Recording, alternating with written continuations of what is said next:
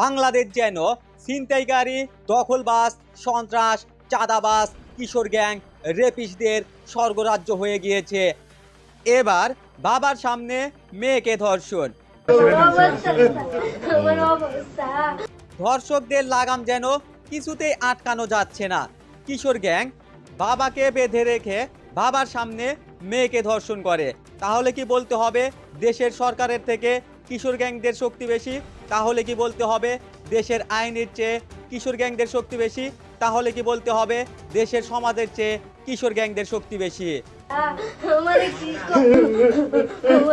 একজন বাবাকে বেঁধে রেখে বাবাকে জিম্মি করে বাবার সামনে যখন মেয়েকে ধর্ষণ করা হয়, সেই সময়ে বাবা মেয়ের অনুভূতিটা কেমন ছিল, তাদের আত্মচিৎকার কেমন ছিল, তাদের কষ্টটা কেমন ছিল, সেটা কি আদৌ ভাষায় প্রকাশ করা সম্ভব?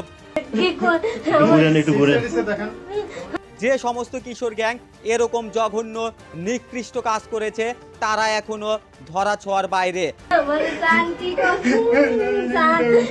তাহলে কি বুঝে নেব এই দেশের সরকারের চাইতে কিশোর গ্যাংদের শক্তি বেশি, এই দেশের আইনের চাইতে কিশোর গ্যাংদের শক্তি বেশি, এই দেশের সমাজের চাইতে কিশোর গ্যাংদের শক্তি বেশি?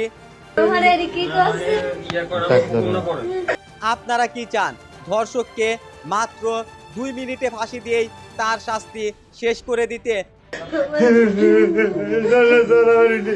আমি অতীতেও ধর্ষকদের কোনোদিন ফাঁসি চাইনি, বর্তমানেও চাচ্ছি না, ভবিষ্যতেও চাইবো না। আমি চাই না কোনো ধর্ষকের ফাঁসি হোক।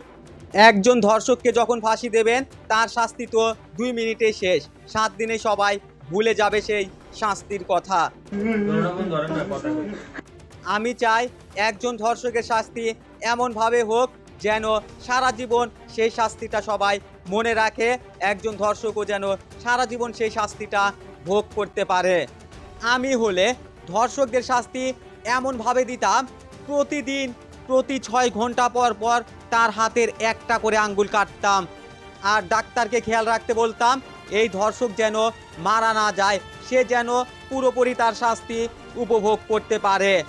তারপর আমি ধর্ষকের 2 হাতের কবজি কেটে দিতাম, পরিশেষে আমি ধর্ষকের একটা চোখ অন্ধ করে দিতাম আর একটা চোখ রেখে দিতাম এই কারণে ধর্ষক যেন তার পাপের শাস্তি সে যেন নিজ চোখে উপভোগ করতে পারে। আমি ধর্ষকদের কখনো ফাঁসি দিতাম না, কখনো তাদের জেলবন্দি করে রাখতাম না, আমি ধর্ষকদের শাস্তি দিয়ে তাদেরকে সমাজের মাঝে ছেড়ে দিতাম। যদি কারো মনে এরকম নিকৃষ্ট, জঘন্যতম, ঘৃণিত কাজ করার চিন্তা ভাবনা থাকে, তারা যেন সেই ধর্ষককে দেখে শিক্ষা নিতে পারে যে ধর্ষকের শাস্তি কি হতে পারে, তারা যেন সারা জীবন তাদের পাপের শাস্তি উপভোগ করে যেতে পারে, সেই সাথে তারা যেন সারা বিশ্বের মানুষের কাছে উদাহরণ হয়ে থাকে।